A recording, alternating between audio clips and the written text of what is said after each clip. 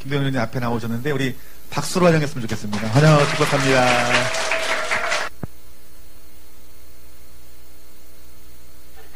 하나, 둘, 셋. 예. 반갑습니다. 예. 제가 이걸 조정하면서 좀 해야 될 것 같아요. 예. 예. 이름이 참 좋네요. 좋은 나무 교회. 예. 밑에 보니까 좋은 돈가스라고 있는데 혹시 교회랑 상관이 있나요? 관계 있어요? 그래서 저는 성도분 한 분이 운영하시는 데인 줄 알고 들어가서 먹을까 말까 딴 데 갔습니다. 예, 만나 뵙게 돼서 반갑고요. 주님 안에서 한 형제 자매 된 여러분, 여러분 안에 또 성령께서 동일한 성령님이 제 안에도 거하시기 때문에 이 시간 뭐 저의 노래와 이야기를 통해서 뭔가가 저의 이야기들이 전달되는 것보다는 성령께서 여러분들 안에 각자의 상황들을 더 잘 아시기 때문에 쉽게 얘기하면 그분이 알아서 공급하여 주실 거라고 저는 믿습니다. 저는 단지 그냥 제가 경험한 그 말씀들 그리고 성령께서 어떻게 역사하셨는지를 나눌 테니까 여기 보니까는 이제 점심시간 이후라서 약간은 졸릴 수도 있어요. 예. 그래도 제 노래가 이렇게 막 흥겹고 이렇지 않기 때문에 살짝은 지루할 수 있습니다. 그러나 주무셔도 됩니다. 예.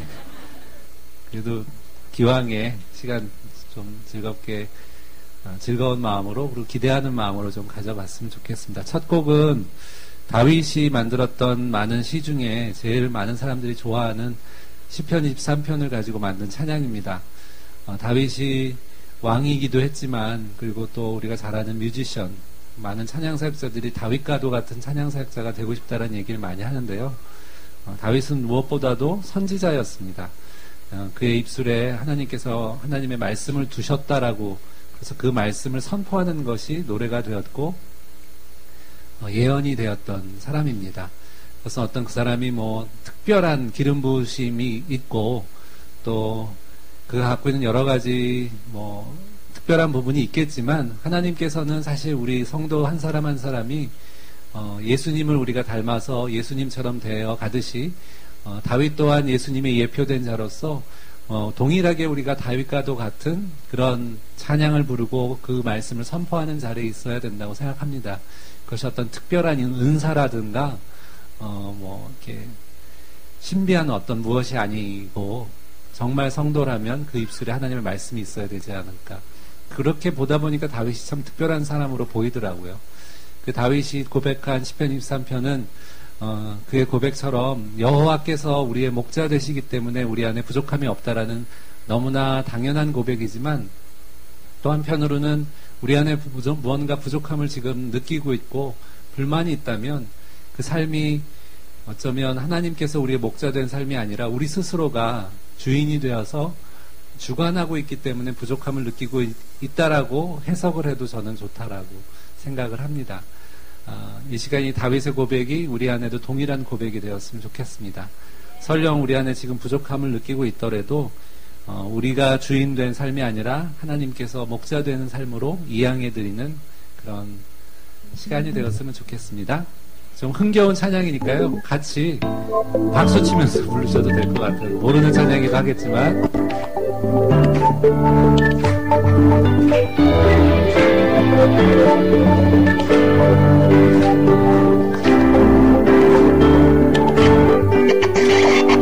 여호와 나의 목자 내게 부족함 전혀 없네. 그가 푸른 풀밭 맑은 물가로 나를 인도하시도다. 여호와 나의 목자 내게 부족함 전혀 없네. 그가 푸른 풀밭 맑은 물가로 나를 인도하시도다. 내 영혼 소생시키시고 이 길로 인도하네. 사망의 음침한 골짜기로 내가 다닐지라도 두려움 없으니 여호와 나의 목자 내게 부족함 전혀 없네. 푸른 풀밭 맑은 물가로 나를 인도하시도다. 원수의 목전에서 내게 기름을 부으시니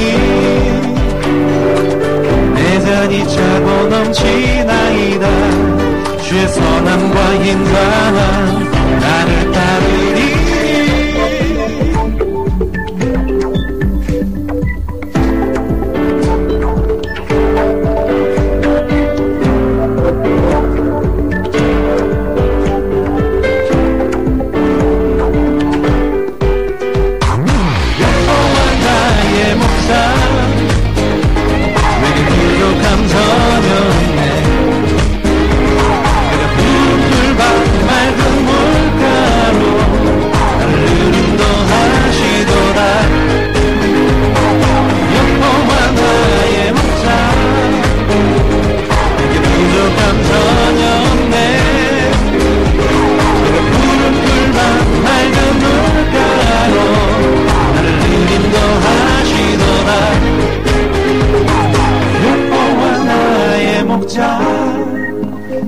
내게 부족함 전혀 없네.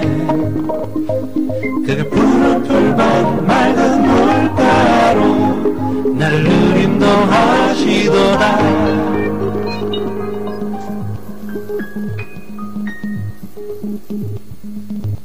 아멘.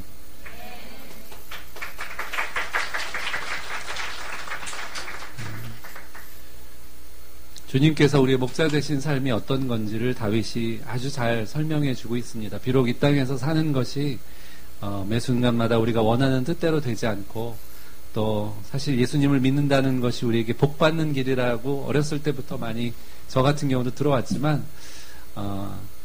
우리가 생각하는 복과 또 하나님께서 우리에게 주시고자 하는 그 복의 길은 다른 것 같습니다. 잘 먹고 잘 사는 것, 물론 예수님을 믿는다고 해서 그렇지 못하다라는 것은 없지만, 사실 사도행전에 바울도 고백했듯이 우리가 하나님 나라에 들어가려거든 많은 고난이 있어야 될 거라는 그 말이 우리에게는 참 생선의 가시처럼 목에 걸리는 듯한 느낌이 있습니다. 그 고난은 물론 인간으로서 당해야 될 많은, 종교에서 얘기하는 해탈을 해야지만 넘을 수 있는 어떤 그런 경지가 아니라, 하나님 나라를 우리가 지켜나가고 그것을 또 그 말씀대로 산다라는 것이 이 세상의 논리와 맞지 않기 때문에 생기게 되는 고난들이 있습니다. 그 고난을 다른 말로 하면 또 인내라고도 할 수 있고요. 다윗도 그렇고 바울도 그렇고 예수 그리스도께서도 그러셨고, 이 땅에 어떤 순응하는 것이 아니라 오히려 하나님께서 만들어 놓으신 그 원리의 그 법의, 그 율법의 계명을 따라 살려다 보니까 많은 부분들을 우리가 사망의 음침한 골짜기를 걷는 것 같고 또 어려움도 있는 것 같습니다. 그럴 때마다 바울이 또 고백했듯이, 그리고 많은 믿음의 우리 선배들이 고백했듯이, 우리가 정말 주님 없이는 살 수 없다라는 고백을 할 수밖에 없습니다. 그냥 이 땅에 사는 것 자체가 어렵다라고 하는 차원을 넘어서서 우리가 우리 힘으로 사는 것 자체는 너무나 힘들지만, 주님께서 이 온 우주 만물을 지으신 주님께서 우리 대신해서 행하시는 많은 일들, 그분의 말씀이 우리 안에 거할 때 그분이 직접 행하시는 일들이 우리에게는 힘이 되고 능력이 되는 것을 경험할 수 있다라고 저는 믿습니다. 물론 저도 이렇게 앞에서 아무렇지도 않게 얘기하지만 저도 참 힘들죠. 주님 없이 살 수 없네라고 얘기하지만 간혹가다, 아니 많은 경우에 내가 내 힘을 가지고 살려다가 또 쓰러지곤 하고, 또 저 스스로에게 실망하고, 바울은 그래서 내 안에 또 다른 정말 주님의 법을 기뻐하고 즐거워하고 그렇게 살길 원하지만, 육체 속에 육으로 사는 내 영혼은 또 그것을 별로 달갑게 여기지 않고 자꾸 죄의 법 아래로 우리를 몰아간다라는 고백을 했습니다. 그래서 바울이 생명의 성령의 법을 그렇게 갈망하고 또 그렇게 하늘로부터 새로운 장막을 덧입기를 바랬던 것 같습니다. 그러한 비슷한 맥락의 고백을 담은 찬양을 만들어 봤습니다. 주 없이 살 수 없네라는 찬양입니다.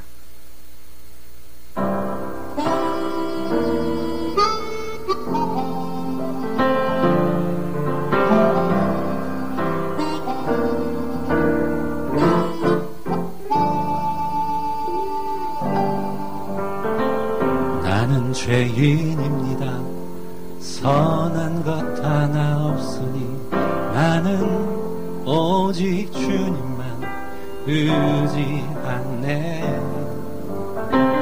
나는 절망합니다. 아무 희망 없으니 나는 오직 주께만 매달립니다.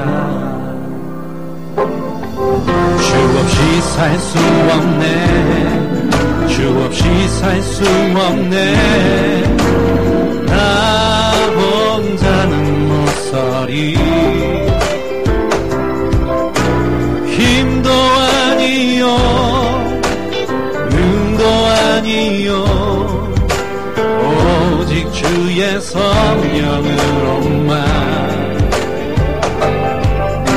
오직 예수님만이 오직 예수님만이 나를 살게 하시니. 오직 주님만 의지합니다. 오직 주만 바라봅니다. 나는 죽었습니다. 십자가에 달려 죽으신 나의 모든 죄 감당하신 예수님과 함께 나는 살았습니다. 내 안에 살아계신 그리스도 내 평생 오직 주님만 살기 원하네. 주 없이 살 수 없네. 주 없이 살 수 없네. 나 혼자는 못 서리. 힘도 아니요 능도 아니요 오직 주의 성령으로만. 오직 예수님만이 오직 예수님만이 나를 살게 하시니.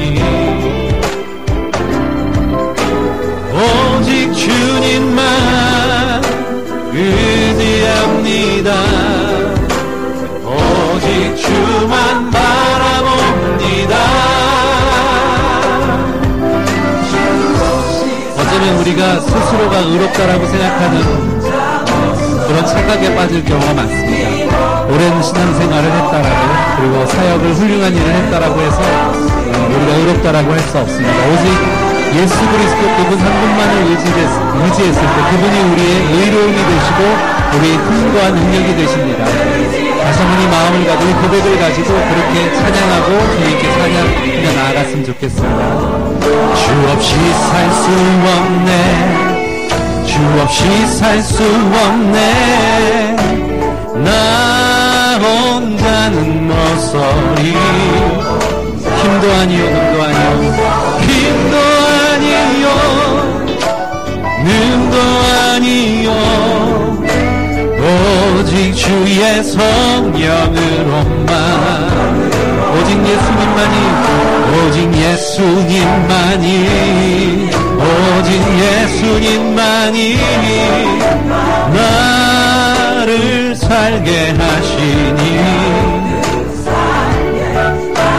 오직 주님만 의지합니다.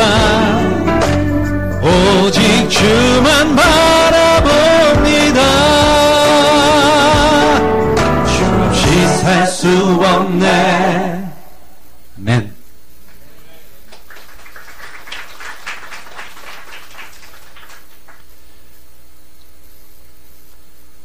저는 저의 의지와는 상관없이 어머니 뱃속에서부터 교회를 다녔고 교회 생활을 시작했습니다. 그래서 다른 또래 친구들에 비해서는 이렇게 쉽게 얘기하면 신앙을 갖고 있는 사람이라고 그 인식이 강했기 때문에 고등학교나 중학교 때도 열심히 교회 생활했고 이미 중학교 2학년 때 예수님을 인격적으로 영접하면서 그때 처음 주셨던 소망이 찬양사역자였습니다. 그래서 어머니 아버지께서 보시기에 부모님 보시기에 제가 뭐 크게 말썽을 부렸다거나 이상한 행동을 했던 적이 별로 없어서 저 스스로도 그런 스스로에 대한 평가가 나는 괜찮은 사람이야라는 생각이 참 많이 있었던 것 같아요. 그러나 시간이 지나고 나이가 들면서 그런 내가 갖고 있는 여러 가지 행동이나 뭐 하여튼 제가 벌려놓은 많은 일들이 사람들에게 훌륭한 평가를 받았다라고 해서 주님께서 보시기에 동일하게 의롭고 참 이쁘다라고 보시지는 않는다라는 것을 나중에 깨닫게 됐습니다.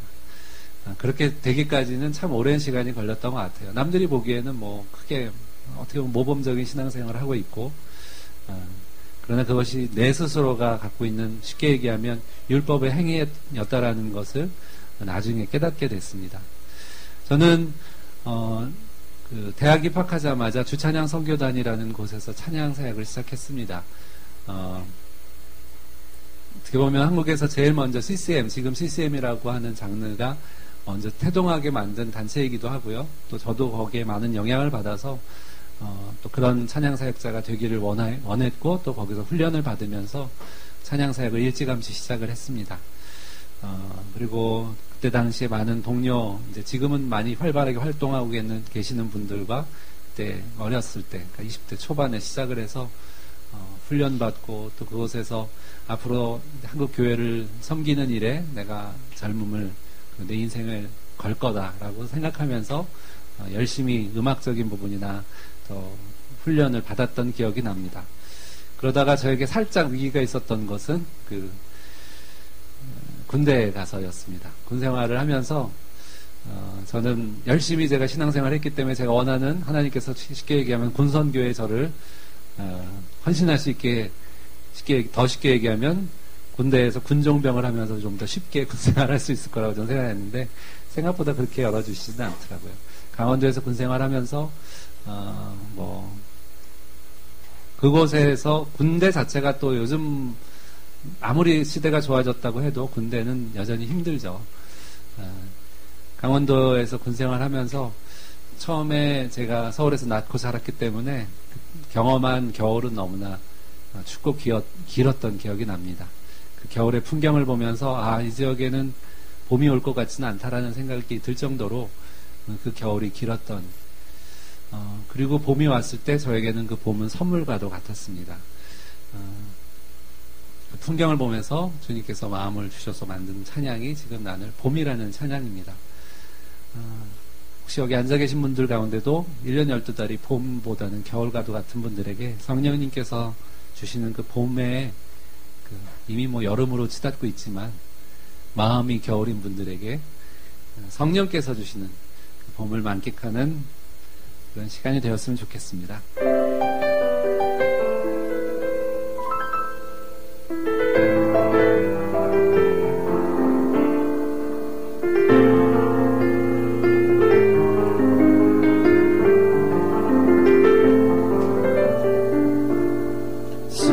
골짜기 여기저기 봄의 향기가 겨우내 숨어있던 산새들의 노래 들리고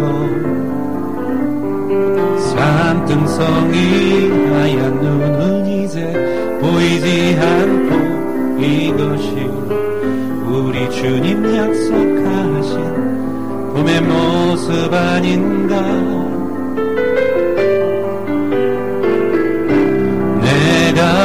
염려했던 지난 날들과 영원히 계속될 것만 같았던 추운 겨울은 주님의 약속대로 흔적도 없고 내 하나님의 가시니 만물이 찬양하노라.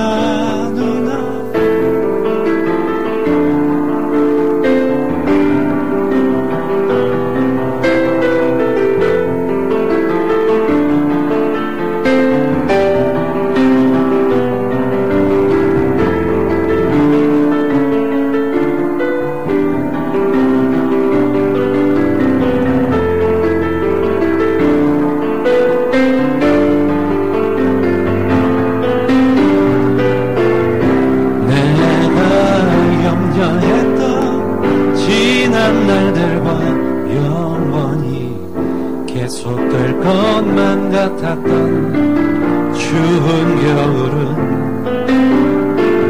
주님의 약속대로 흔적도 없고 하나님 행하신 일 만물이 찬양하노라. 내가 염려했던 지난 날들과 영원히 계속될 것만 같았던 추운 겨울은 주님의 약속대로 흔적도 없고 내 하나님 행하신 일 만물이 찬양하는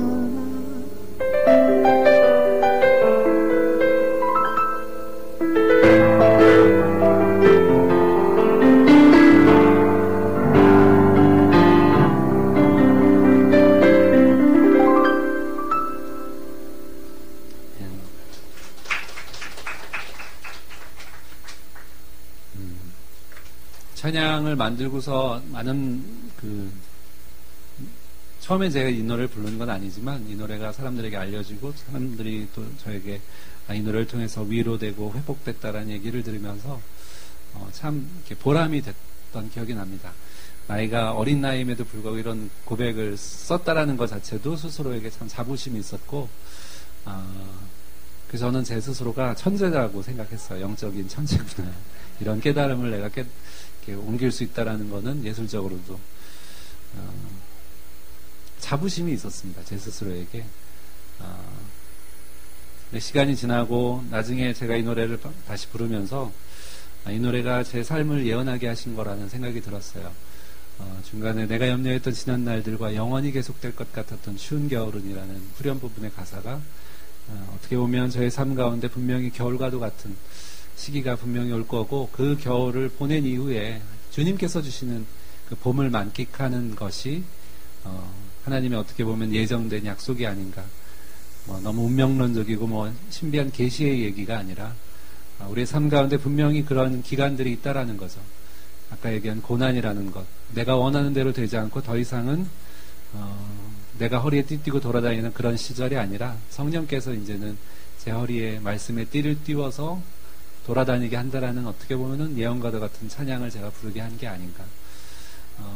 저 스스로가 찬양 사역자가 되겠다라고 표방을 하고 또 그렇게 또 하나님이 이끌어 주셨고 많은 환경을 주셨지만 또 한편으로 제가 갖고 있는 욕망 중에 하나는 음악을 통해서 많은 영향력을 끼치고 싶다.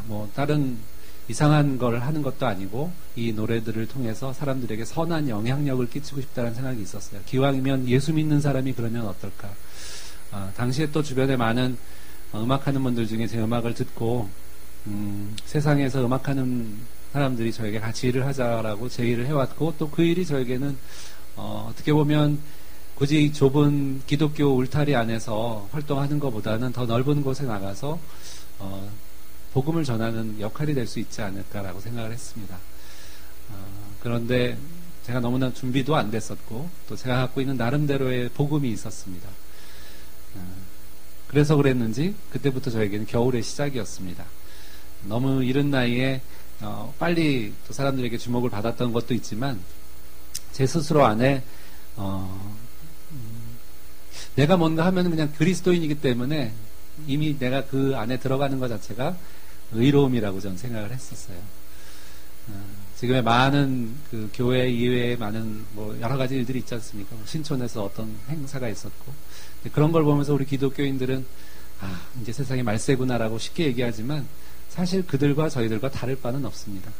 그냥 법이 있고 없고를 의 차이일 뿐이지 우리 안에 동일한 그 죄성이 있다라는 것. 그러나 저들과 우리는 다르다라고 하는 어떻게 보면 바리새인의 마음이 있는 것 같아요. 저 스스로도 그랬으니까요.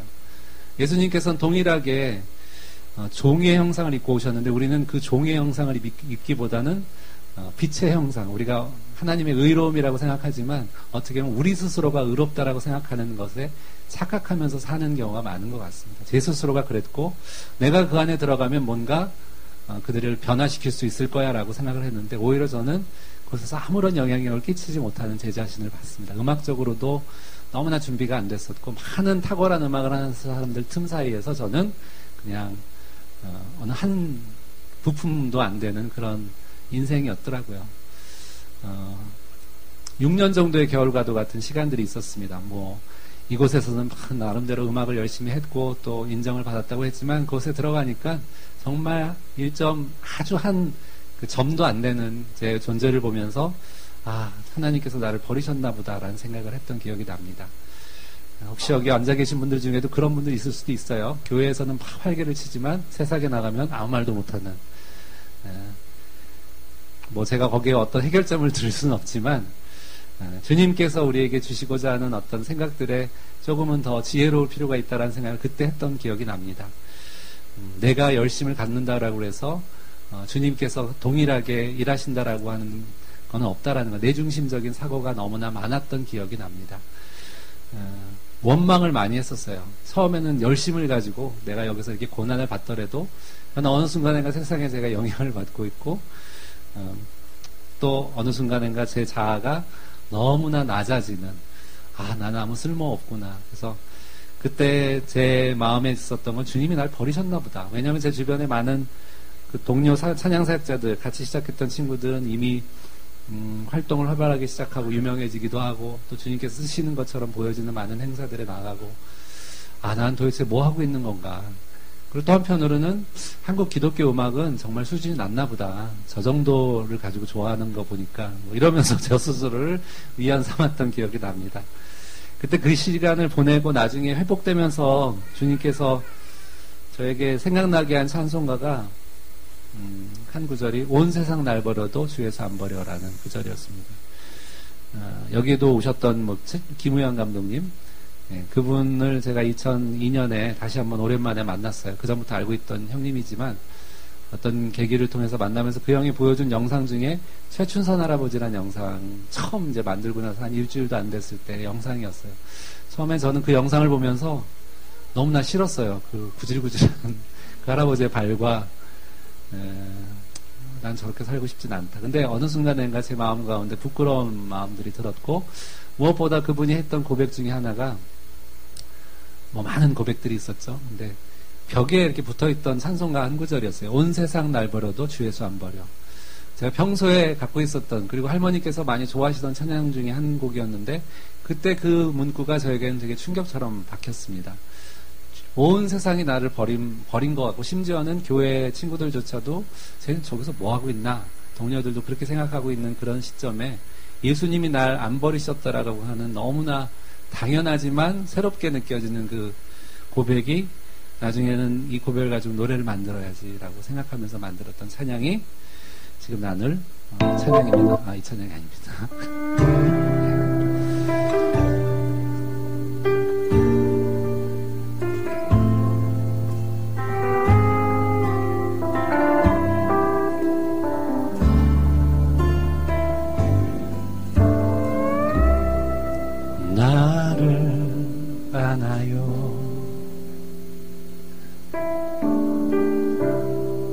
내가 어찌 보이나요?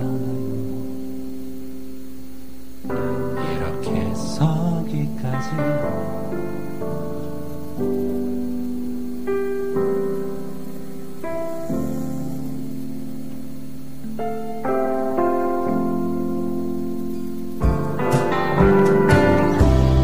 그리 쉽진 않았어요.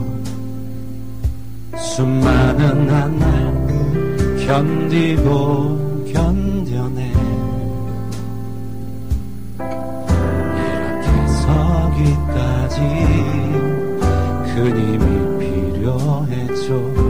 오래전부터 나의 이런 모습 바라보고 계신 그분 계시니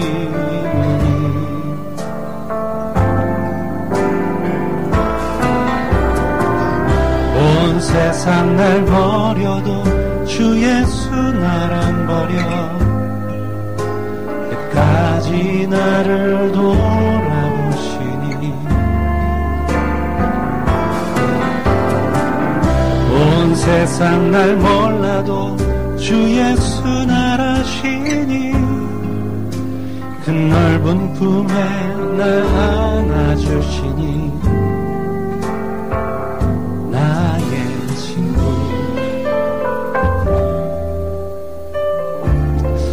잠시 우리 삶 가운데서 눈물 흘리고 땀 흘리는 아무도 모르는 풍경 가운데 나 혼자만 이러고 있다라고 생각하는 여러분들 가운데 주님께서 그 시선이 함께 하신다는 사실을 위로로 드리고 싶습니다. 아무도 모르는 풍경 속에서 눈물과 땀 흘리며 수고하는 당신을 그분은 다시죠. 오래전부터 당신의 그 모습 바라보고 계신 그분 계시니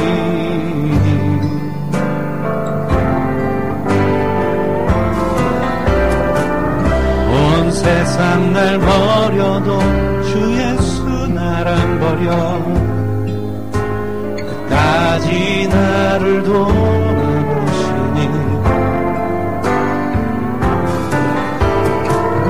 온 세상 날 몰라도 주 예수 날 아시니 그 넓은 품에 날 안아주시니 나의 친구 온 세상 날 버려도 주 예수 날 안 버려 끝까지 나를 돌아보시니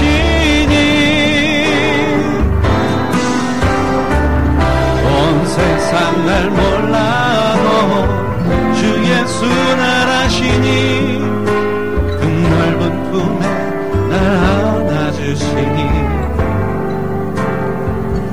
나의 친구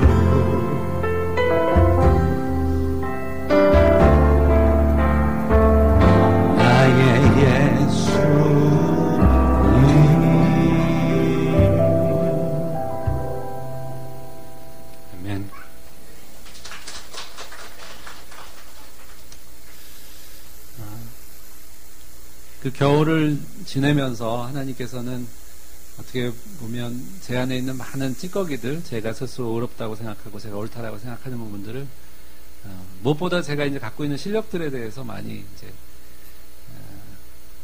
스스로 자부하고 있었거든요. 이 정도면 내가 하나님께서 쓰시기에 아주 유용한 도구겠구나. 그 부분을 하나님께서 꺾으셨던 것 같습니다. 성경에 보면 많은 사람들이 주님께서 쓰시고자 하는 자들을 우리가 보기에는 막 계속 승승장구하게 하시는 것 같지만 어느 한순간에는 꺾으십니다. 왜냐하면 우리의 자아로서는 하나님의 나라를 이룰 수 없다라는 것을 보여주시기 어떻게 보면 그게 원리인 것 같습니다. 그래서 예수님께서도 자기를 부인하지 않고서는 하나님 나라 예수 그리스도를 따를 수 없다라고 합니다. 자기 십자가, 즉 예수님께서 자기를 부인하고 지으셨던 그 십자가를 우리에게도 동일하게 요구하십니다. 베드로는 주는 그리스도시요 살아계신 하나님의 아들입니다라고 하는 그 고백을 하고 엄청나게 큰 칭찬을 받았어요. 천국의 열쇠를 받았죠. 쉽게 얘기하면 예수님으로부터 하늘로부터 큰 칭찬을 받았지만 바로 몇 구절 안 가서 십자가에 달리시겠다라고 하는 예수님의 그 말씀에 절대 그 일이 선생님께는 일어나서는 안 된다라고 막아섭니다. 베드로에게는 너무나 당연한 거죠. 자신이 너무 사랑하고 따르는 너무나 옳다라고 생각하는 예수님께서 왜 돌아가셔야 하는지. 그럴 때 예수님께서는 사단아 물러가라라고 말씀하십니다. 너는 사람의 일만 생각한다고 하나님의 일은 생각하지 않는다라는 거. 베드로 입장에서 참 서운할 수밖에 없는 이야기겠지만 거기서 말씀하시는 게 십자가에 대한 얘기입니다. 야곱이라는 인물이 나옵니다. 야곱은 많이 아시다시피 그 쌍둥이 형 에서의 발뒤꿈치를 잡아서 나왔기 때문에 발뒤꿈치 잡은 자라는 이름을 야곱이라는 이름을 갖고 태어났습니다. 쌍둥이 형 에서는 후대 표현에 의하면 내가 에서는 야곱은 사랑하고 에서는 미워했다라는 표현이 있습니다. 좀 어떻게 보면 그냥 표면적인 입장에서 봤을 때는 야곱에게 너무나 큰 이렇게 특권을 주신 게 아닌가. 그러나 성경의 면면을 보면 사실 야곱은 하나님의 언약을 붙잡았던 사람입니다. 그 언약을 붙잡고 그의 삶을 다해서 장막 가운데 거하면서 팥죽을 쓰고 있었다라는 그 표현 때문에 야곱을 그냥 하나님의 집에서 24시간 기도만 하는 어떤 요즘 많은 젊은이들이 있는데, 그렇게 그냥 사는 게 우리 하나님께서 이뻐하시는 어떤, 그래도 나중에는 개과천선해서 하나님이 꺾으셔서 쓰신다, 뭐 이렇게 이해하는 분들도 있더라고요, 실제로. 그러나 바울도 얘기했듯이 일하지 않는 자는 먹지도 말라고 하는 그 말처럼, 그런 뭐 하나님의 나라를 구하는 자들은 사실 지금의 많은, 뭐 저를 비롯해서 많은 젊은이들이 그냥 일하지 않고 그냥 가만히 있으면 하나님께서 알아서 감 떨어지듯이 입만 벌리고 있으면 먹여주시겠지라고 하는 그 원리는 전혀 성경적이지 않습니다. 야곱을 바라볼 때도 그렇게 보는 분들이 몇 분 있더라고요, 만나보면. 야곱은 아주 성실하게 일을 했죠. 근데 그것을 어떤 이 세상의 일을 했다라고 생각하지만 그는 언약을 붙잡고 간 사람입니다. 조금만 성경을 자세히 보면 그는 장막에 거하면서 하나님의 언약을 아브라함 할아버지로부터 배웠고, 해서는 세상의 일을 정말로 했던 사람입니다. 나가서 사냥을 하고 이 땅의 것을, 그래서 망령된 자라고 팥죽 한 그릇에 장자권을 팔아버렸던, 장자권은 하나님의 나라를 이어갈 수 있는, 나중에 예수님 그리스도께서 첫 열매 장자로 오셨던 것처럼 그 장자는 하나님의 그 제사장으로서 살아갈 수 있는 사람인데, 야곱은 그것을 꾸준히 지켰던 사람입니다. 그런 자임에도 불구하고, 그리고 언약을 받았던 자임에도 불구하고 하나님께서 꺾으십니다. 그 환도뼈, 허리를 꺾으셔서 그가 하나님의 얼굴을 보고 살 수밖에 없는 자, 분이엘, 그런 자로 만들어주시고 이스라엘로 삼으십니다. 뭐 자세하게 제가 짧은 시간에 야곱에 대한 이야기를 나누긴 뭐하지만, 야곱의 그 하나님의 말씀을 사모하고 그가 평생을 그가 하나님의 그 손 안에서 다루심을 당한 것처럼 우리의 삶 가운데도 그러한 일들이 일어났으면 좋겠습니다. 에서처럼 자기가 원하는 대로, 자기가 생각하는 대로 세상에 나가서 세상의 것들을 위해서 봉사하는 그런 자가 아니라 하나님의 집을 위해서, 하나님의 나라를 위해서 환도뼈가 꺾이고 자기 자신을 부인하고 결국에는 베델, 그 하나님의 성전된 삶으로 이끄셨던 그 하나님의 이끄심을 우리 삶 가운데도 동일하게 경험했으면 좋겠습니다. 저 또한 그런 소망이 있습니다. 그 야곱의 풍경을 담은 찬양입니다. 돌베개라는 찬양 고백하겠습니다.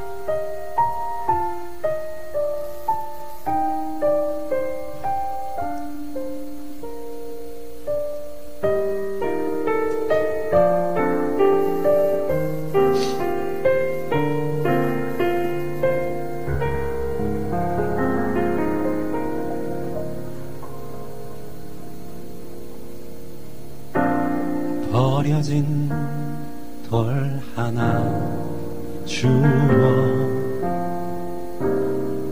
베개를 삼고 텅 빈 하늘을 덮은 채 홀로 누웠습니다.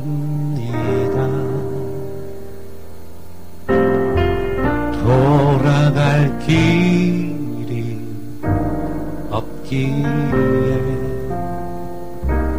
마음에 머무는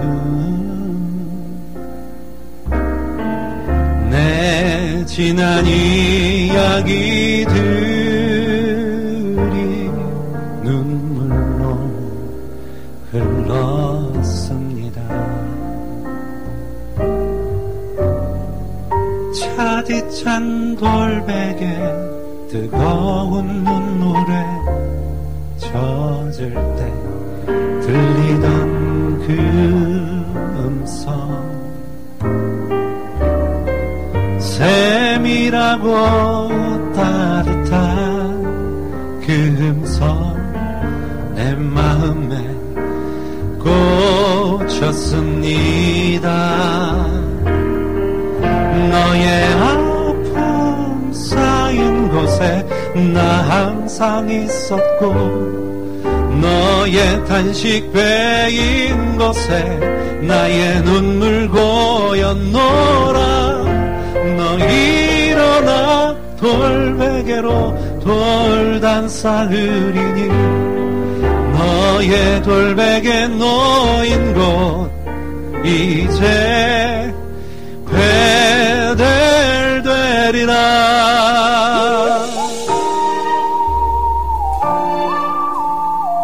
우리의 삶이 지금 차가운 돌베개 같겠지만 하나님께서 그 풍경 가운데 함께 하시고 결국에는 하나님의 성전에 그 기둥되는 삶으로 분명히 언약대로 이끄실 것입니다.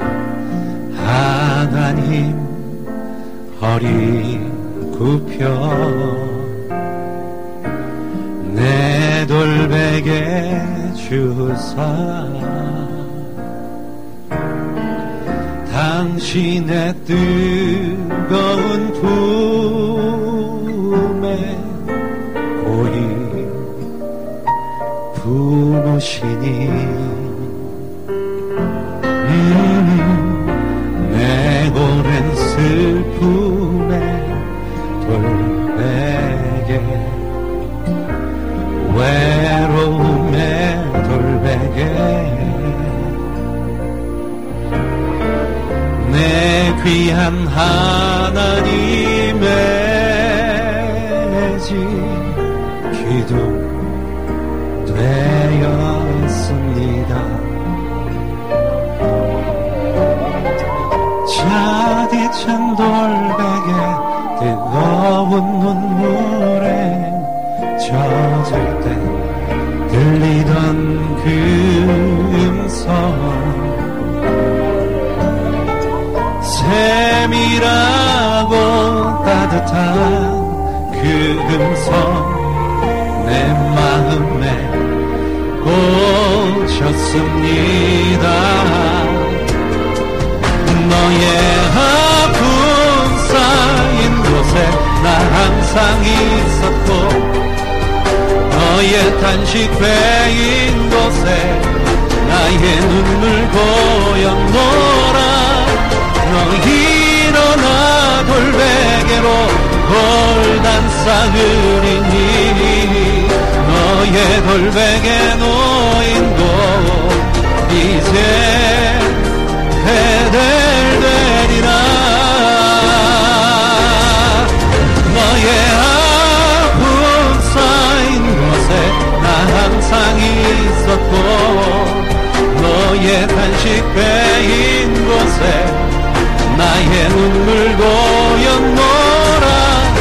너 일어나 돌베개로 돌단 쌓으리니 너의 돌베개 놓인 곳 이제 베델되리라.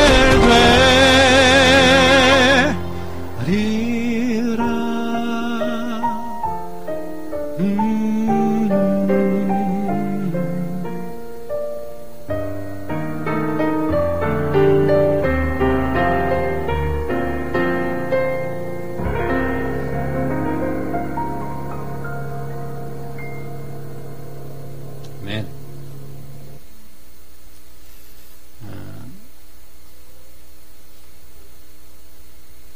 2006년 봄에 성령께서 저에게 말씀을 통해서 다시 저를 회복하셨습니다. 요한복음 14장의 말씀을 통해서 물론 그전에도 생명 세례를 경험하고 방언을 또 받고 물론 찬양 사역에 대한 것도 하나님께서 주신 비전이지만 그것을 제 스스로가 해석하고 어떻게 보면 이렇게 사는 것이 하나님의 나라를 위해서 사는 거다라고 나름대로 또 남들도 그렇게 주변의 선배들이나 동료들도 그렇게 하는 것 같아서 그분들이 저와 동일하게 그렇게 오해를 했다는 게 아니라 하나님 나라를 구하는 것 자체가 이런 것이다 라고 저는 생각을 해서 나름대로 열심을 품고 살았다가 그게 이루어지지 않는 삶을 보면서 많이 절망했었습니다. 내가 뭘 그렇게 특별하게 잘못한 것도 없는데 너무나 제 스스로가 밑바닥에 있었고 또 나이 30이 넘어서 뭔가 남자로서 이렇게 이루고자 하는 어떤 꿈들을 딱 이렇게 세우고 나갔어야 되는데 그 꿈들이 이루어지지 않으니까 참 많이 절망하게 되더라고요. 그래서 주변에 친구들도 만나기 싫고 그러던 중에 이제 김우영 감독님과 같이 어떻게 보면 그때 당시 제가 보기에는 밑바닥 인생들이었습니다. 예. 우리 우연히 형 같은 경우는 그 친구들이 대부분 다 밑바닥이었어요. 예. 장애인들, 노숙자들, 그리고 예술가라고는 하지만 제가 보기에는 별로 이렇게 실력 없는 애들. 근데 그 사람들을 데리고 같이 우리가 하나님 나라의 하늘 천국 엔터테인먼트 회사를 차리자 그럴 때 나는 우연히 좀 너무 허풍이 심하다라고 저는 생각했어요. 실제로. 근데 같이 이제 몇몇이 같이 보면서 저 스스로도 제가 저 스스로 인정하기 싫었지만 내가 밑바닥이구나라는 거를 인정할 수밖에 없었어요. 주변에서 봤을 때도 김도현이 좀 실패했다라고 아마 사람들이 생각하는 것 같더라고요. 근데 우연히 형이 했던 얘기 중에 제가 마음속에 남았던 건 예수님도 밑바닥이었어라는 얘기가 저에게 위로가 됐었습니다. 저는 예수님은 저기 어떤 사역 잘하고 열심히 하고 뭔가 인정받는 애들하고만 같이 일하시나 보다라고 생각했는데 그 얘기가 저한테 나름대로는 밑바닥 인생들한테는 위로가 되더라고요. 그때 어울렸던 많은 사람들과 같이 어울려서 같이 사람들이 주목하지 않은 음악들을 만들고 또 사진을 찍어서 인터넷에 올리고 그 기간들을 통해서 하나님은 저를 많이 위로하셨던 것 같아요. 그리고 2006년 봄에서야 제가 성령님을 다시 경험합니다. 2004년에 우연히 형이 성령님을 만났다라고 하고 막 찾아와서 얘기했을 때 저는 우연히 형이랑 그만 일해야겠다 생각했었어요. 왜냐하면 저는 성령 세례 받은 사람들을 별로 안 좋아했어요. 그 이후에 제가 성령 세례 경험하고 하면서 너무 이상한 사람들 많이 만났어요. 특별히 많은 자매님들이 자신이 성령께서 말씀하셨다고 하면서 사기라고 하는 그런 이상한 자신의 욕망을 투영한 성령님의 음성이라고 얘기하면서 저는 그래서 성령 세례 받은 성령 이렇게 강조하는 사람들 별로 안 좋아했어요. 지금도 사실 그런 친구들이 있어요. 주변에 보면 성령님이 이렇게 말씀하셨어요 라고 얘기하는데 그럴 때마다 제가 얘기합니다. 성경의 모든 예언은 사사롭게 풀 게 아니다. 사실 저도 이제 나름대로 사사롭게 푼 거죠. 하나님이 이렇게 말씀하셨기 때문에 나는 하나님 나라를 이렇게 구할 것이다. 물론 이제 경도의 차이가 있었지만 아무튼 그래서 제 안에는 성령님 하면 좀 이렇게 오는 어떤 선입견 같은 게 있었습니다. 사람들을 비이성적으로 만들고 어떤 그런 감성에 빠지게 하고 자신의 생업을 포기하게 만드는 좀 약간 이상한. 근데 우연히 형이 이제 그렇게 되셨다는 얘기를 듣고 처음에는 정말 실제로 막 우연히 형이 평소에 안 하던 행동을 하시기 시작해서 좀 고민을 했어요. 내가 과연 형이랑 과연 계속 가야 되나. 그러던 중 2006년에 요한복음 14장의 말씀 제가 이제 보게 되면서 그때 마음 가운데 너무나 익숙하게 많이 봤던 말씀인데도 그때는 정말 무슨 그 영화처럼 그 성경의 장면이 내 눈앞에 펼쳐지는 것 같은 착각이 들 정도로 이게 무슨 의미구나라는 걸 알게 됐어요. 그 전에 읽었을 때도 안다라고 생각했지만 제가 국어를 못하지는 않기 때문에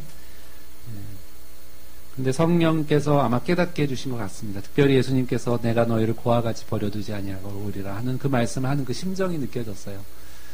느껴졌다는 게 계시를 받고 이런 게 아니라 무슨 말인지 알겠더라고요. 마지막 제자들에게 발을 씻고 또 떡과 포도주를 나누시면서 유언과도 같은 말씀을 하셨던 거죠. 내가 너희를 고와 같이 버려두지 않고 그 보혜사 성령을 보내시겠다라는 그 말씀이 2000년 전에 예수님의 제자들은 그 말씀을 듣고도 사실 금방 깨닫지 못했던 것처럼 저희들은 예수님 얼굴 본 적도 없잖아요. 예수님 얼굴 하면 다들 상상하는 게 있잖아요. 얼마 전에 선 오브 갓이라는 영화 제가 보면서 솔직히 말하면 저는 그 영화가 싫었어요. 왜냐하면 예수님을 너무 꽃미남으로 그려놨더라고요. 전혀 성경적이지 않은 수염나고 머리 길고 머리가 마치 무슨 엘라스틴 한 것처럼 이렇게 이렇게 저런 예수님이 아닐 텐데. 근데 우리는 다 이제 그런 예수님을 상상하잖아요. 물론 아름다우신 분이시긴 하지만 우리는 예수님의 얼굴을 본 적도 없는데 예수님을 믿는다라는 건 참 어떻게 보면 기적이기도 하죠. 그러나 또 한 가지 오점은 우리가 생각하는 예수님이 있다라는 겁니다. 제자들조차도 이해 못했는데 예수님한테 직접 배웠잖아요. 직접 배우고 같이 먹고 자라고. 그렇음에도 불구하고 예수님을 오해했지 않습니까? 제자들 믿음이 부족해서 이렇게 함부로 얘기할 게 아니죠. 저희들은 성령님이 오시고 나서야 제자들도 예수님이 어떤 분이신지 알고 예수님이 하셨던 의도가 뭔지 알고 하나님 나라를 그들이 대망하던 메시아, 그 하나님 나라의 회복이 무엇인지를 그때서야 깨달았던 것처럼 저 스스로도 그때서야 조금 아주 깨달았던 것 같습니다. 그때 제 마음 가운데 오셔서 노래들을 주시기 시작했습니다. 그전에도 많은 노래들을 제가 만들고 그것을 통해서 뭔가 일해보고자 했지만 정말 열매를 맺지 못했어요. 그때는 마치 하늘에서 성령께서 이렇게 노래를 만들어가지고 저한테 이렇게 하청을 주시는 것 같은 느낌이 들 정도로 그때 만든 앨범들이 이제 성령이 오셨네라는 앨범으로 만들어졌습니다. 그때는 저는 이 노래가 이렇게 사람들에게 불려질 거라고는 솔직히 말하면 진짜로 상상을 못했었습니다. 그냥 제 가운데 있었던 확신은 저처럼 한때 열정을 가지고 나름대로 하나님 나라를 구해보겠다라고 막 열정을 내던 자들에게, 저와 같은 찬양사역자 후배들과 동료들에게, 뭐 사역자들, 젊은 좀 그 열정 식어졌던 자들에게 좀 다시 한번 불을 비출 수 있는 그런 역할들을 했으면 좋겠다라고 기도하면서 만들었던 앨범입니다. 노래가 스스로 다니면서 성령께서 보급하셨다라는 뭐 우연형의 표현을 빌자면 성령님이 친히 보급하셨다라고 그때 만든 찬양입니다. 성령이 오셨네라는 찬양 나누겠습니다.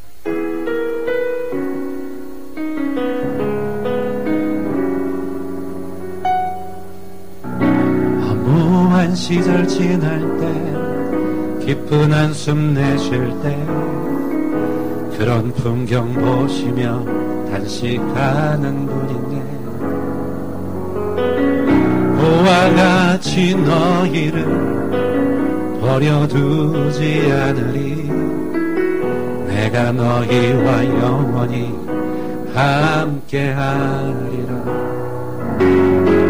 성령이 오셨네 성령이 오셨네 내 주에 보내신 성령이 오셨네 우리 인생 가운데 친히 찾아오셔서 그 나라 꿈꾸게 하시네 억눌린 자 갇힌 자 자유함이 없는 자 피난처가 되시는 성령님 계시네 주의 영이 계신 곳에 잠자유가 있다네 진리의 영이신 성령이 오셨네 성령이 오셨네 성령이 오셨네 내 주에 보내신 성령이 오셨네 우리 인생 가운데 친히 찾아오셔서 그 나라 꿈꾸게 하시네 성령이 오셨네 성령이 오셨네 내 주에 보내신 성령이 오셨네 우리 인생 가운데 친히 찾아오셔서 그 나라 꿈꾸게 하시네 그 나라 꿈꾸게 하시네 그 나라 꿈꾸게 하시네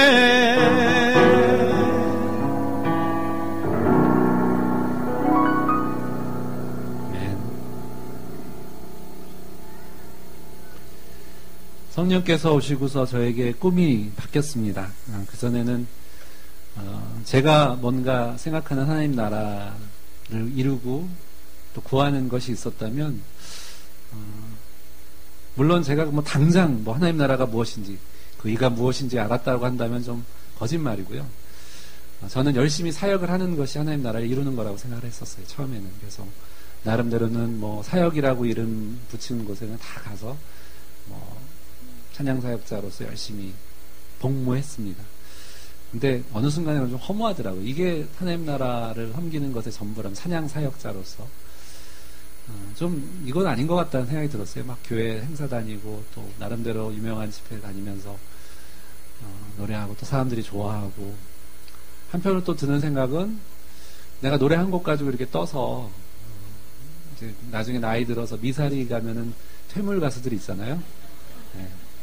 노래 한 곡 가지고 한 100번, 200번 넘게 부르는, 누군가가 저한테 그러더라고요. 넌 아마 성령이 오신 날 한 5,000번은 더 넘게 불러야 될 거라고. 저는 무섭더라고요. 왜냐면 저는 쉽게 얘기하면 저는 뮤지션이거든요. 음악을 하는 사람인데 어느 순간인가 사역자라는 이름이 붙어버리고 나니까 그냥 뭐 사역자로 먹고 살아도 되겠다. 뭐 너무나 당연한 건데, 그게 어떤 하나님의 부르심이라고 저는 생각했어요. 그러나 성경에는 부르심은 한 가지밖에 없습니다. 하나님의 자녀로 부르셨지, 우리를 뭐 찬양 사역자, 목회자, 뭐 어떤 사람은 청소부, 누가 그러더라고요. 하나님의 부르심은 다양할 텐데 뭐 어떤 사람은 청소로 부르고 만약에 부르신 분들은 그분들은 어떻게 하나님 나라를 전하냐고. 누군가 그렇게 얘기하죠. 뭐 열심히 일해서 그걸 가지고 하나님 나라 위해서 헌금하고 그러면 된다고. 좀 약간 좀 이렇게 제 이성적으로도 이해가 안 되는 부분들이 있어요. 그 질문에 제가 선뜻 답을 못 하고 있더라고요. 성경을 보면 볼수록 그런 게 아니었구나라는 거였더라고요. 성경에는 어느 누구도, 바울조차도 부르심이란 말은 딱 하나님의 자녀로 부르셨지, 나머지 직업이나 이런 것들은 그게 부르심이라고 얘기하는 거는 모르겠어요. 제가 본 구절에는 별로 없었던 것 같아요. 그걸 어떻게 해석하느냐에 따라 물론 다르겠지만, 하나님 나라를 구한다라는 것에 대해서 많이 고민하게 됐습니다. 어떤 그 교회의 선교 사역을, 교회에서 하는 어떤 여러 가지 일들에 우리가 일을 하는 것 자체가 많이 하나님 나라를 구하는 거다라고 한다면 뭐 좀 많은 부분에 있어서 문제가 있을 거라고 저는 생각해요. 특별히 제 주변에 많은 젊은 청년들이 와서 물어봅니다. 저는 직장을 그만두고 정말 이제는 평생 하나님 나라를 위해 살기 위해서 훈련을 받기로 했습니다. 1년도 못 가서 그들은 손가락 빨고 있더라고요. 원망하면서 어떻게 해야 될지 모르겠다. 하나님 왜 나한테 이렇게 고난을 주시는지 모르겠다라고. 그럼 또 당연히 얘기하죠. 성경대로 네가 안 사니까 그렇지. 일하지 않으면 먹지도 말라고 그랬는데 왜 그렇게 먹고 살기 위해서 너보다 뛰어난 바울조차도 텐트 메이킹을 했는데 너는 뭐가 바울보다 잘났다고 그렇게 하고 있느냐. 오해를 하더라고요. 그러니까 저 스스로도 그렇게 오해하고 있더라고요. 하나님 나라를 위해서 헌신한다는 것은 물론 세상의 일을, 내 육신의 일을 하지 않는 것이겠지만 그 일이 어떤 교회에서 얘기하는 많은 어떤 일들에 거기에만 복무하는 것이 하나님 나라의 일이다라고는 얘기하고 있지 않습니다. 저는 성경을 여러분들이 찾아보면 아시죠. 제가 이 시간에 뭐 굳이 말씀드릴 필요 없이 성경에 보면 분명히 그렇게 나와 있습니다. 오히려 성경에서 하라고 하는 것은 계명을 지키라라고 하고 있죠. 예수님을 사랑하는 자, 요한복음 14장의 많은 부분에 있어서 너희가 나를 사랑하면 나의 계명을 지키라 라고 얘기하고 있습니다. 마지막 때에 많은 사람들이 내가 병 고치고 선지자 노릇하고 했는데 예수님이 말씀하시죠. 내가 너희를 도무지 알지 못한다. 불법을 행하는 자들아, 내게서 떠나가라. 하나님 나라, 그 아버지의 뜻대로 행하지 않는 자들은 내가 도무지 알지 못한다라는, 어떻게 보면 좀 무서운 얘기를 합니다. 쉽게 얘기하면 표면적으로 저를 빗대어서 얘기합니다. 마지막 때 이제 주님 앞에 갔을 때, 주님, 저는요, 제가 나름대로 성령이 오셨네 이후에는 주님 나라를 위해서 살았어요. 이 노래를 통해서 얼마나 많은 자들이 주님 앞에 헌신하고 성령님에 대해서 제 스스로 평가를 그렇게 하는 거죠. 한국교회의 성령님이라는 그 기도원 영성을 끄집어내서 세련되게 제가 이렇게 또 소개도 하지 않았습니까? 라고 하면서 막 어필을 해보지만 하나님이 너 누구니? 이렇게 하면은 저는 할 말이 없는 거잖아요. 예. 하나님 뜻대로, 하나님의 그 아버지의 뜻대로 행하지 않는 자는 아무리 이 땅에서 뭔가 훌륭한 사역을 했다 손 치더라도 소용이 없다라는 거. 하나님 아버지의 뜻이 도대체 뭔가? 근데 바로 마태복음 7장 밑에 보면 바로 몇 구절 밑에 내가 내 말을 듣고 행하는 자들은 반석 위에 집을 짓는 자니라고 말합니다. 예수님의 말씀대로 행하지 않는 것은 불법이라는 그런 아주 단순한 진리를 저는 모르고 있더라고요. 실제로 제 스스로가 예수님의 말씀을 지키는 것에 대해서 지키고 있다라고 생각했습니다. 내가 하는 무엇을 통해서, 내가 하는 여러 가지 사역적인 형태의 일들을 통해서 내가 예수님의 말씀을 지키고 있다라고. 하다못해 제가 내 이웃을 내 몸과 같이 사랑하라는 말에 뭐 그러고 있을 거라고 저는 생각했지만 전혀 그러지 못하고 있다라는 것. 예를 들면 뺨 얘기만 해도 그 뺨 어렵잖아요. 오리와 심리와 뭐 겉옷까지 내어주라는 예수님의 말씀에 우리는 여러 가지 우리의 주회를 달아서 이건 이런 것일 거야 라고 하지만 예수님은 거기에 더 이상 뭐 붙이지 않습니다. 그리고 무엇보다 그러므로 너희는 남에게 대접받고자 하는 대로 너희도 남을 대접하라 라고. 이것이 율법이여 선지자다라고 말씀하시는, 딱 이게 계명이다라고 말씀하시는 그 말씀 앞에 아무런 말을 할 수 없다라는 것을 나중에 알게 됐어요.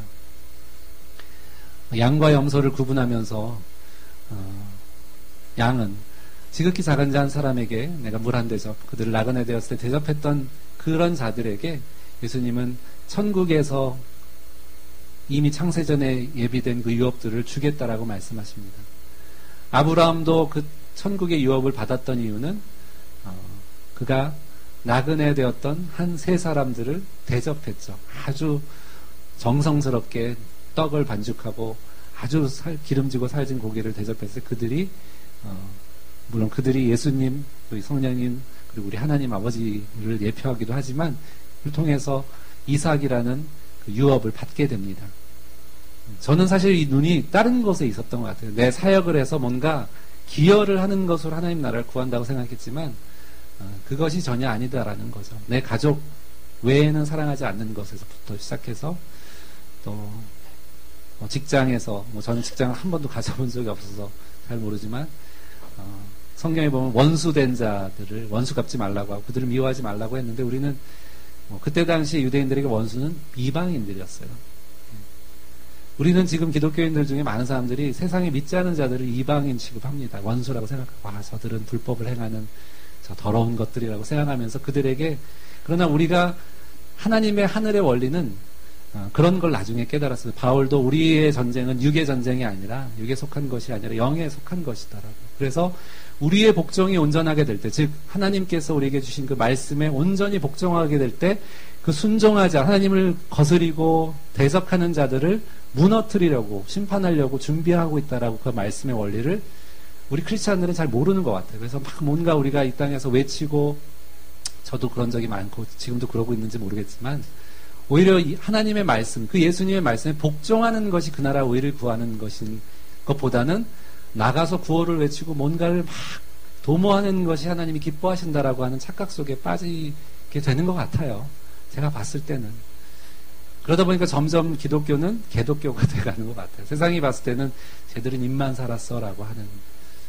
물론 그 세상이 보는 잣대를 가지고 우리를 보는 것도 있겠지만 무엇보다 우리는 하나님의 법에 복종하는 것이 더 중요하다라고 저는 믿습니다. 그건 여러분들도 동의할 거라고 저는 생각합니다. 저는 이 좋은 나무 교회가 아까 목사님이랑 교제를 나누면서 지극히 작은 자를 섬기면서 이 교회가 시작했다라고 저는 들었습니다. 저는 이 교회가 끝까지 그 생명나무 열매를 먹는 그 날까지 끝까지 그 일들에 복무하셨으면 좋겠습니다. 교회 크고 작음을 가지고 뭐 좋은 교회다 나쁜 교회다라고 하는 것은 분명히 아니다라는 걸 여러분들 그 자부심을 갖고 계시다고 저는 믿습니다.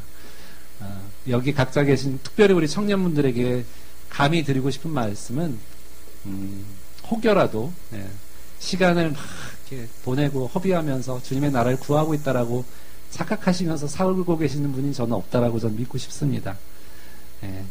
주님의 나라는 열심히 땀 흘려 일하는 자에게 땀을 흘리고 얼굴에서 땀을 흘려야지만 열매를 먹을 수 있습니다. 저 또한 그렇게 살기를 원하고 한국의 많은 교회 청년들이 그렇게 살기보다는 잉여로서 사는 삶이 많은 것 같아요.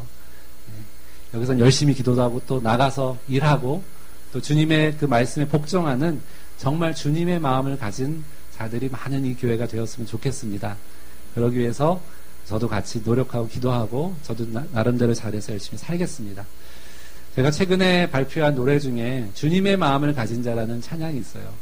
어떻게 보면 제가 기도문 같이 쓴 가사인데요. 노래 가사는 없어요. 이 노래 고백을 좀 제가 나눠보겠습니다. 같이 하는 기도하는 마음으로 그냥 한번 들어봐 주셨으면 좋겠습니다. 주님의 마음을 가진 자라는 찬양입니다.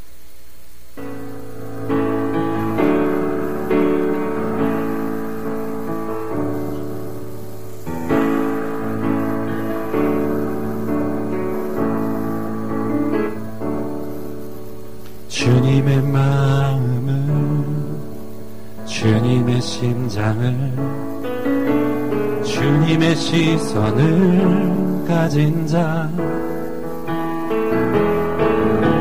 상한 갈대와 커져가는 누구를 외면하지 않을 자 누구인가.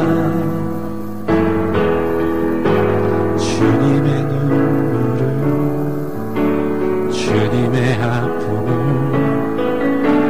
주님의 애통을 가진 자, 이 땅을 향하신 주님의 마음을 가진 자 누구인가, 누구인가. 주님의 성령 부어주소서. 굳은 마음 제하시고 이 땅을 향한 주의 애끓음만 부사 무너진 교회 회복시키고 주 오실 길 예비하는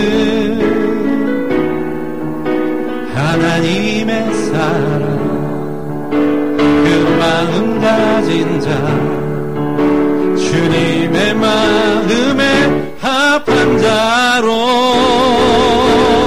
세워주소서. 신곡인데 아는 분들이 많네요. 자신의 생각을, 자신의 유익을, 자신의 고집을 버린 자, 주님 말씀에 온전한 순종과 믿음을 보일 자 누구인가. 주님의 뜻 따라, 주님의 의 따라, 주님 기뻐하는 그 뜻 따라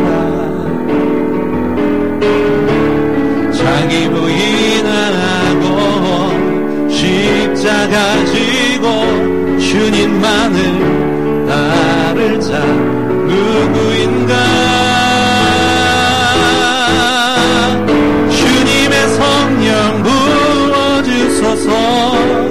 굳은 마음 제하시고 이 땅을 향한 주의 애끓음만 부사 무너진 교회 회복시키고 주 오실 길 예비하는 하나님의 사랑, 그 마음 가진 자, 하나님의 사랑, 그 마음 가진 자, 주님의 마음에 합한 자로 주님의 성령 부어주소서. 주님의 성령 부어주소서. 굳은 마음 제하시고 이 땅을 향한 주의 애끓음만 부사 무너진 교회 회복시키고 주 오실 길 예비하는 하나님의 사랑, 그 마음 가진 자, 예수님의 마음, 예수님의 마음, 그 갈망 가진 자, 주님의 마음에 합한 자로 세워주소서.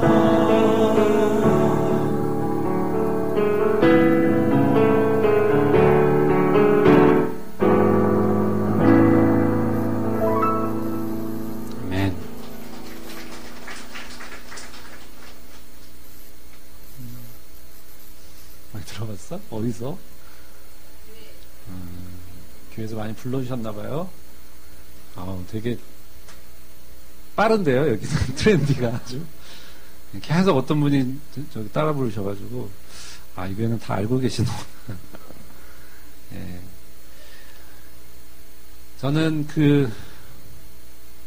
아까 이제 목사님도 우리 북한을 품고 기도하셨다가 이제 또 많은 부분을 품고 기도하고 계시다고 했는데, 저 또한 그전에는 그냥 막연하게 하나님 나라를 구한다라는 것에 대해서 생각하다가 2010년에 예수 그리스도께서 거니셨던 그 땅에 가보자, 나그네 된 자에게 물 한 대도 대접하는, 우연형님이 이스라엘에 가자고. 저는 솔직히 말하면 이스라엘을 갈 힘이 별로 없었어요. 저는 어렸을 때 혹시 이천성 목사님이라고 아세요? 좀 나이 있으신 분들은 아실 거예요. 이천성 목사님이라고 60년대 70년대 유명한 정치 깡패셨다가 상위 군인이셨고, 그분이 이제 유명한 부흥사셨죠. 근데 좀 입이 거르셔가지고 욕을 많이 하셨다고. 저는 그분한테 유아세례를 제가 받았어요. 근데 요단강, 물론 그분이 처음 이제 이스라엘 성지순례, 그때 당시에는 어려워서 성지순례 가기가 참 어려운 시점인데, 그때 이제 갔다 오시면서 또 그때 그 교회에서 장자들에게 세례를 주겠다 그래서, 제가 장남이거든요. 그래서 요단강물로 제가 세례를 받은 몸입니다. 그래서 저는 이스라엘 가면 요단강은 한번 가봐야지 그 정도 생각은 있었지만, 이스라엘 그냥 또 워낙에 백투 제루살렘, 이스라엘 회복 이런 얘기하는 분들이 저 개인적으로는 이렇게 성향이 잘 안 맞아요. 그래서 그냥 별로 가고 싶지는 않았어요. 근데 우연히 형이 그 얘기를 하시길래, 그러다가 형이 이제 권해준 책 한 권을 보면서 중간에 이런 내용이 나옵니다. 이스라엘 하나님의 눈동자같이 지키는 나라고, 그 나라를 성경에 있는 그 언약대로 일어나고 계시는 많은 일들이 지금 일어나고 있다라는 처음에 얘기 들었을 때는 그냥 그런가 보다. 어떤 사람은 한국교회를 놓고 기도할 수 있고, 저처럼 찬양사역자를 일을 할 수도 있고, 각자 사명은 각자니까 각자 복무하는 일이 있지 않을까. 꼭 굳이 이스라엘 가야 돼? 근데 마음 가운데 내가 지금 추구하는 일이 하나님께서 원하시는 일이 아니라, 내가 생각해 놓은 어떤 패러다임 안에서 이게 하나님의 일이다, 많은 사람들이 인정하고 그것에 대해서 훌륭한 일을 하고 있다라고 하고, 하나님께서 크게 쓰셔도 좋다라고 얘기를 듣고 있으면 내 스스로가 만족하고 있다라고 착각하고 있는 건 아닌가. 하나님이 기뻐하고 동일하게 기뻐하고 계시다라고 혹시 착각하고 있는 게 아닌가.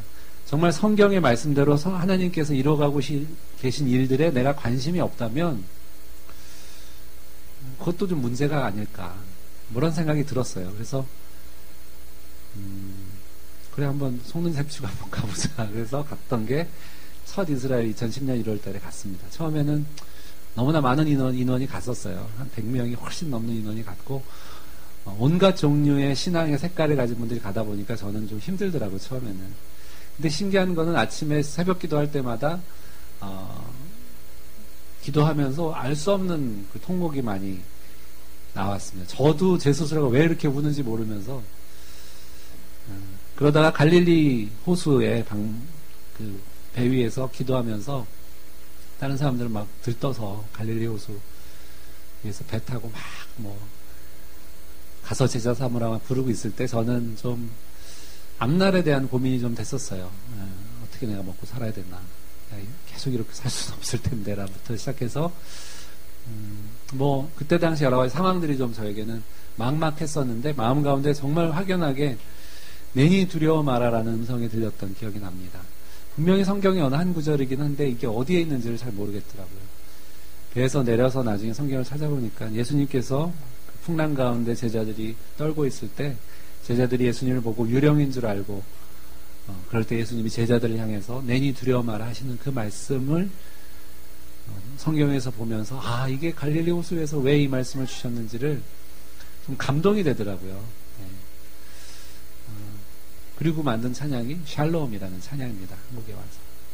사실 이스라엘이란 나라를 가기 전에 제가 일본 교회에 2009년, 2010년 1월이죠. 그때 가서 저는 뭐 이스라엘 가기로 결심은 했지만 이스라엘에 대한 마음이 별 특별한 게 없었거든요. 근데 그때 또 신기하게 마음에 주셨던 게 일어나라 이스라엘 다시 일어서라 이스라엘이라는 가사를 친히 주시면서 노래를 만들라고 하셨어요. 그래서 그냥 순종하는 마음으로 만들긴 했지만 왜 이스라엘이라고 하는지는 전 잘 모르겠어요.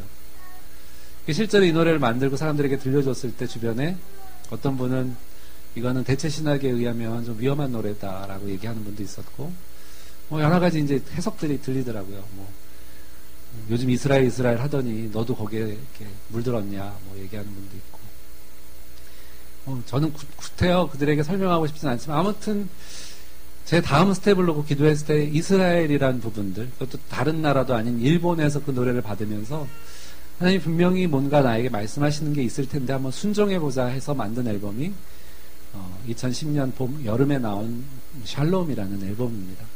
저는 그때 당시 이 노래를 만들고 또 부르면서도 왜 이스라엘을 가야 하는지를 잘 몰랐어요. 그러나 그 이후에 지금까지 한 12번 정도 간 것 같습니다. 가면 갈수록 다른 게 열리는 게 아니라 말씀이 열리기 시작했습니다. 김우영 감독님과 저와 동일한 시기에 말씀을 열어주시고 공부하게 하고 또 그 말씀을 통해서 제 스스로가 참 단단해지는 느낌이 들었어요. 그전에는 솔직히 제가 성령이 오셨네라는 노래를 부를 때 많은 분들이 저에게 와서 막 예언을 많이 했어요. 그래서 저는 좀 혼란스러웠거든요. 또 예언하시는 분들은 여러 가지 이제 개인기가 있잖아요. 그래서 저는 그걸 다 이해를 못 하겠더라고요. 그래서 나는 뭐가 뭔지를 잘 모르겠고, 어떨 때는 좀 너무 난해하기도 하고, 좀 이렇게 힘들기도 하고. 근데 말씀이 제 안에 들어오고 나니까 분별력이 생기는 건 분명한 것 같습니다. 말씀을 보면서 제 스스로 해석하려고 하지 않고 성령께서 또 주시는 지혜로움 가지고 하는 것이 분명히 있지만 아무튼 이스라엘을 통해서 하나님께서 열어주신 것이 말씀이었고 확실히 로마서에 나오는 이스라엘이 말씀을 맡은 자들이라는 게 분명하다라는 것, 유대인들이. 그 이스라엘을 방문을 통해서 하나님께서 말씀을 열어주시고 제 안에 말씀을 심어주시고 또 이 마지막 때라고 하는 이 시기에 많은 교회가 사실 말씀이 없어서 쓰러지는 기근의 시대로 접어들고 있다라고 저는 보고 있습니다. 뭐 저의 보는 견지가 아니라 많은 분들이 또 그렇게 보고 있고 또 그러다 보니까 온갖 이단들이 지금 활개를 치지 않습니까? 말씀을 들고 이게 맞다 저게 맞다. 저 개인적으로는 하르뮤직 스쿨이라는 곳을 통해서 젊은 친구들에게 말씀을 나누면서 그것을 통해 노래를 만드는 일을 하고 있어요. 물론 제가 딱 확연한 어떤 신학적인 바탕을 가지고 그들에게 얘기하는 게 아니라 나도 틀릴 수 있으니까 여러분 같이 연구하면서 노래를 만들어 봅시다. 그 일들을 한 지 지금 한 2년 정도 돼가고 있는데 전 놀라운 거는 우리 안에 뭔가 대단한 뭔가를 한 건 아니었는데 말씀을 보다 보니까 저희들이 바뀌더라고요. 말씀 보고 기도하고 찬양하고 하는 일들을 통해서 그리고 허망한 꿈을 꾸던 일들이 말씀을 통해서 이렇게 좀 자라가는 걸 보면서 와 확실히 말씀이 능력이 있구나라는 것을 뒤늦게 깨닫게 됩니다. 그 예수님께서 저에게 친히 말씀 내니 두려워 마라라고 하는 그 말씀에 순종한 그 열매라고 저는 보고 있습니다. 저와 여러분들 가운데 말씀이 심어져서 마지막 때에 정말 말씀을 주님의 그 말씀 마지막 때에 때를 따라 돕는 양식을 나눠줄 자들이 특별히 좋은 나무 교회 청년들 안에 일어났으면 좋겠습니다. 마지막으로 저는 샬롬이라는 찬양 나누고 저는 마치려고 합니다. 막연하게 어떤 모여서 우리가 찬양함으로 인해서 그 평안함이 아니라 정말 말씀을 붙잡음으로 인해서 공의의 열매가 샬롬이다라고 이사야서에 나옵니다. 하나님의 그 말씀을 붙잡았을 때 그것이 우리에게 샬롬이 있다라는 것을 성경은 말하고 있습니다. 그 하늘로부터 그 하늘 보좌로부터 흘러나오는 근원적인 평강이 우리 교회 가운데 어린아이부터 나이 드신 어르신들까지 충만하게 거하기를 바라는 마음으로 마지막으로 이 찬양 나누고 저는 순서 마치겠습니다.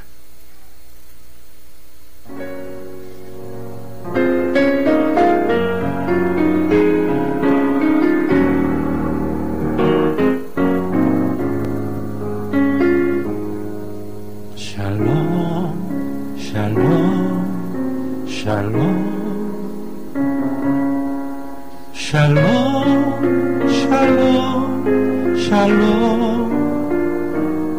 내니 두려워 말아라 나의 아들 나의 딸아 안심하라 샬롬 샬롬 샬롬 샬롬 샬롬 나의 평안을 주노라 세상과는 다른 평안 두려워 마라 샬롬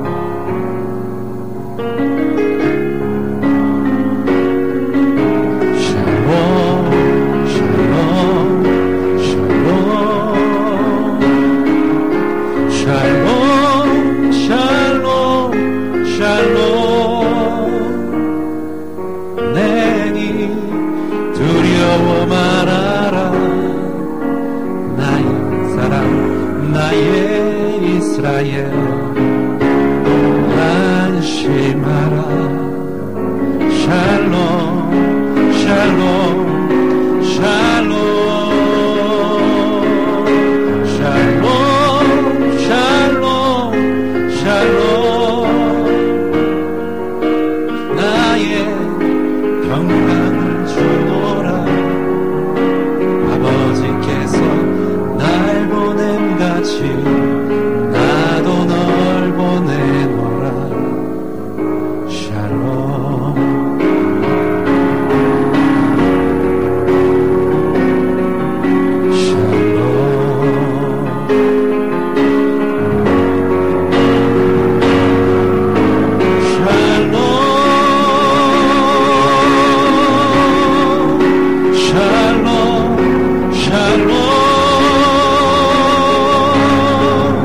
여러분 가정 가운데 샬롬 샬롬 샬롬 샬롬 이 교회 가운데 샬롬 하나님의 평안이 샬롬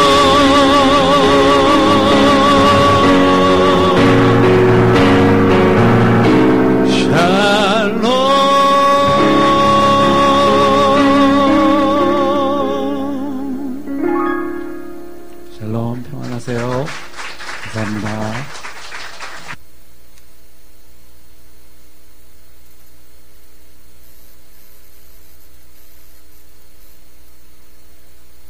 우리 은혜 많이 되셨나요? 네. 다시 한번 우리 하나님 앞에 영광을 돌립시다.